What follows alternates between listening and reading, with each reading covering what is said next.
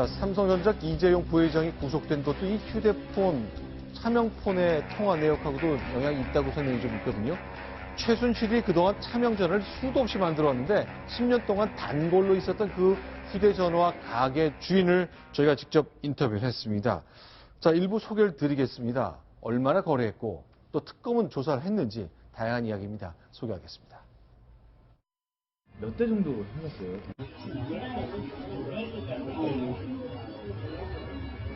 아, 1년에 한두 번씩 해서 그럼 한 10년 정도를 한 거예요, 그러면?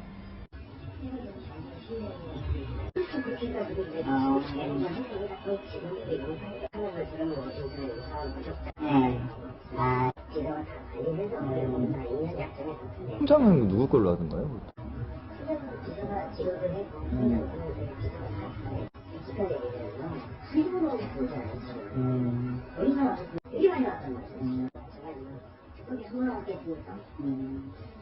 그럼 또 며칠 있다가 또 압수수색을 먹고 힘들죠.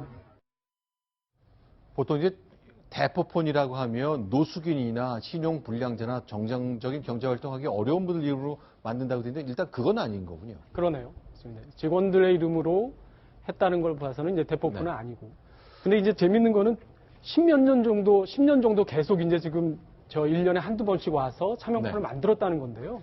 그렇게 된다면 이거는 박근혜 대통령이 사실은 대통령 후보 경선에서 2007년에 지기 전부터 네. 최순실 씨가 상당히 보안에 신경을 썼다는 그런 방증이 될 것 같아요. 네. 그래서 지금 보니까 본인이 또 직접 오기도 했고요. 네. 이런 걸로 봐서는 남을 시키지 않고 직접 와서 했다는 것도 네. 역시 보안이라는 것. 그리고 또 뭔가 좀 비밀스러운 그런 일들이 벌어지고 있었다, 뭐 이렇게 좀 암시도 되는 것 같기도 합니다. 네. 근데 지금 이제 대포폰이라기보다도 차명폰이라고 차명폰. 그러죠. 남의 이름을 빌려서. 직원의 근데, 이름을 빌려서 예, 대포폰 차명폰에서 뭐 이 최순실 씨와 친척으로 관계되고 이러면 이거는 의미가 없어지죠. 그것까지도 전부 다 그 어떤 감시의 대상이 될 수 있으니까. 네. 결국은 그 최순실 씨와 어떤 그 직원이라든가 그다음 친인척 관계가 없는 사람들 이름을 빌릴 가능성이 많습니다. 친구라든가. 네. 그렇기 때문에 그 차명폰을 쓰는 거고요. 근데 최순실 씨가 만일 본인 개인적인 어떤 용도라면은 네. 뭐 한두 대면 충분히 가능하죠. 네. 그건 뭐 그런데 지금 1년에 계속 한두 개씩 10년 동안 했다는 거 이거는 결국은 네. 박근혜 대통령이 사실 대통령 되기 전에는 크게 뭐 이거는 보안 문제로서 네. 문제가 안 되는데 대통령 청와대에 들어가고 난 다음에도 계속 이런 일을 해왔다면은 네. 이게 이제 중요한 거는 국정농단의 도구로 사용됐다는 거죠. 네. 왜냐하면 그 사실 그 어느 전화든지 뭐 국정원에서는 도청이 안 된다고 그러지만 도청 안 되는 전화는 없다는 게 지금 정설이거든요. 네. 심지어 투지폰도 다 도청할 수 있습니다. 제가 그 미국의 어떤 잡지에서 읽은 기사에 의하면은 네. 되는데 그렇다면 그 최순실 씨로서는 남에게 알리고 싶지 않고 자기들만의 은밀한 그들만의 리그를 만들기 위해서는 많은 차명폰이 필요했다. 결국 네. 이게 지금 불행의 씨앗이 됐네요. 근데 이제 차명폰을 계속 1년에 한 두세 번씩 왔다는 얘기는 전화번호도 계속 바꿨다는 그렇죠. 뜻입니까? 그렇죠. 그리고 그 있던 거는 그 왜냐하면 녹음이라든가 파일이 많이 남아있어요. 문자라든가 뭐 우리가 쉽게 많이 쓰는 카카오톡이라든가. 네네. 그거는 계속 나중에 복원할 수 있기 때문에 계속 버리면서 흔적을 지우는 형태죠. 알겠습니다. 자, 그러면요. 지금부터 음성 파일 몇 개를 소개해 드리겠습니다. 이 휴대전화, 대포폰 그 가게 사장의 인터뷰는 대통령한테 좀 불리한 내용입니다만 이거는 고영태 씨 주변 사람들이 좀 답답하고 뭐랄까요. 불리하달까? 그럴 내용으로 봐야 되겠네요. 어떤 내용이길래 그런 겁니까?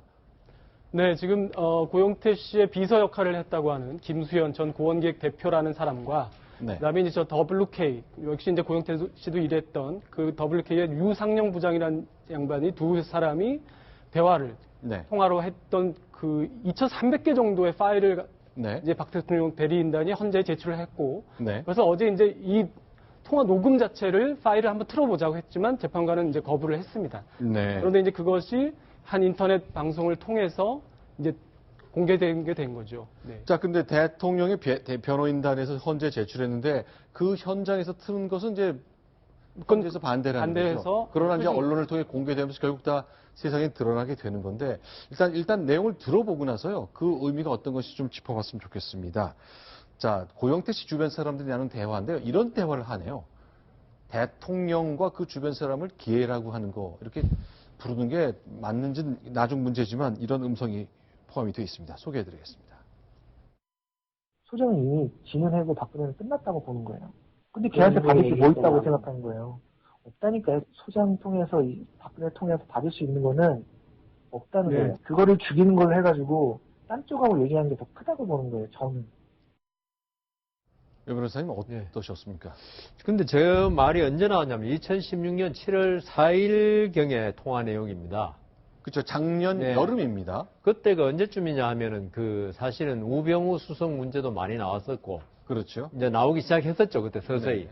그래서 특별감찰관, 이석수 특별감찰관이 거기에 대한 감찰을 시작했을 때고요. 네. 그렇다면은 이 지금 고영태 씨라든가 이런 분들도 정보망이 다 있을 거 아니겠습니까? 청와대에 뭐 어떤 정호성 비서관의 이런 최순실 씨의 어떤 심어놓은 사람들 통해서 네. 그때 자신들의 어떤 이런 여러 가지가 들통날 수 있다고 이미 좀 생각을 한 것 같아요. 네. 미르라든가 네. 이런 문제에 관해서. 네. 그래서 그렇다면은 자기들은 대통령은 이제 1년 정도 임기 남았고 1년 네. 좀 한 몇 개월 남았고 하다면은 자기들은 살아야겠다고 생각한 것 같습니다. 네. 그래서 이 부분에 관해서 친박이라든가 자기들의 어떤 지분을 뺏으려고 했던 사람이라든가 자기들과 대척점에 있는 사람들 쳐내기 위해서 네. 이 국정농단 사태를 폭로해가지고 네. 이들의 손을 묶어놓고 그리고 또 한 가지 중요했던 거는 4.13 총선에서 여권이 대패했지 않습니까? 그렇죠. 그러면서 자기들 보호막으로 삼을 수 있는 세력이 못 된 거죠. 네. 그럴 바에는 지금 어느 세력이라고 밝히진 않았지만은 이런 국정농단 사태를 폭로해 줄 수 있는 쪽으로 우리가 붙어가지고 그들의 힘을 이용해서 자기들 반대 세력, 그다음 자기들 이권 차지하는데 방해가 되는 세력을 제거하고자 했던 네. 그런 통화 내용으로 보입니다. 근데 박근혜 대통령 당시는 이제 탄핵도 전이고 이렇게 궁지에 빠지기 전입니다만 박근혜 대통령 개라고 표현하네요. 개한테는 받을 게 없다. 이런 식으로 이 30대 청년들이 평소에 대통령을 생각했었다고 봐야 되는 거 아닌지 모르겠네요. 근데 제가 볼 때 네. 이거는 이 사람들이 직접 대통령을 만나걸 하지는 않았지 않습니까? 만날 수도 없었고. 그리고 만날 수도 없었고. 그렇다면 이게 왜 이런 말이 나왔느냐? 네. 결국 최순실 씨를 통해서 네. 대통령에 대한 생각을 한 게 아닌가. 최순실 씨가 사실 대통령은 최순실 씨를 시녀로 생각했고 네. 최순실 씨는 또 반면에 대통령을 아주 만만한 상대로 생각했었거든요. 네. 그렇기 때문에 이 고영태나 이런 사람들이 대통령에 대해서 함부로 지금 말하는 거 아니겠습니까? 그렇죠. 한 거는 최순실 씨의 영향력이 있을 것이다. 네. 그런 생각이 듭니다. 자, 실제로 이 두 사람이요. 작년 7월 달에 무려 1시간 23분 동안 통화를 했습니다. 그중에 일부를 소개해 드리는 거고요. 이때 친박, 비박, 친박은 와야 된다. 그러니 우린 비박에 붙어야 된다. 다양한 정치 얘기까지 꺼내고 있습니다. 듣겠습니다. 지금 친박이 빠지고 힘 빠지고라는 기사는 형도 많이 보셨잖아요. 민간인이 해가지고 문체부도 모두 그렇고 모두 하고 있다는 게 정확하게 정황상해가지고 드러난다고 하면 국정감사를 하든 청문회를 하든 뭐든 하든 할 거 아니에요. 그러면 최순실을 부르든 뭐든 할 거고 그러면 친박에 있던 사람들이 버틸 수 있다고 저는 생각 안 하는 거예요. 와야 된다고 보는 거고. 저 김수현 씨 저분은 정치를 앞날을 내다보듯이 얘기하네요. 대단하네요, 보니까요. 네. 저 정도면 국회의원 해도 충분할 사람인데 네. 아까 제가 말씀드린 대로 친박이 힘을 잃고 있다는 걸 정확히 읽은 거죠. 그래서 우리가 친박을 빨리 버리고 도망쳐야지 네. 우리라도 목숨을 살 수 있다. 그렇게 생각한 것 같습니다. 네. 근데 이제 김수현 전 대표라는 사람은 제가 듣기로는 아마 한때 정치권에 몸을 담고 있었던 걸로 알고 있습니다. 그래서 그렇군요. 네. 이제 그 국정감사든지 청문회라든지 사실 일반적인 사람의 입에서는 이렇게 쉽게 나오지 않을 말들인데 그런 말을 한 거죠. 그리고 어떻게 보면 저 그림대로 사실 이제 그해 9월인가 이제 9월, 10월에 국정감사를 했고 청문회도 열렸습니다. 그리고 아까 이제 여 변호사님께도 말씀을 하셨지만 통화를 하던 시점에 네. 한 방송사에서 네. 그 미르재단에 대한 안종범 전 대통령 네. 정책조정수석 비서관이 개입을 했다라는 기사를 한번 씁니다. 네. 보도를 한번 내거든요. 네. 저 시점하고 거의 아마 비슷한 시점일 겁니다. 그러다가 이제 그것이 약간 수그러들었다가 다시 이제 다른 언론들이 이제 같이 하면서 결국 이제 9월, 10월에 국정감사 청문회로 이어지게 됐죠. 자, 이 30대 청년들의 대화를 계속 들어보면요. 결국 재단을 흔들어가지고 우리가 장악하겠다는 뜻을 다시 한번 반복해서 밝히고 있습니다. 이사장 적당히 안 치고 검사도 어떻게 인사를 해서 하고 글쎄 이분들이 이렇게까지 생각을 하면서 재단에 관여된 일을 하고 있었습니다. 소개하겠습니다. 이사장도 솔직히 미루도 우리가 조정할 수 있는 사람 이사장 앉혀놓고 말 잘 듣고 그냥 선비 같은 사람 하나 앉혀놓고 그냥 연봉이나 월급이나 받아가시고 우리가 하려는 거 사인만 해주시고. 자, 이사장 인사도 적당히 그냥 선비 같은 분 모시고 이제 바지처럼 모시겠다 그런 것 같습니다.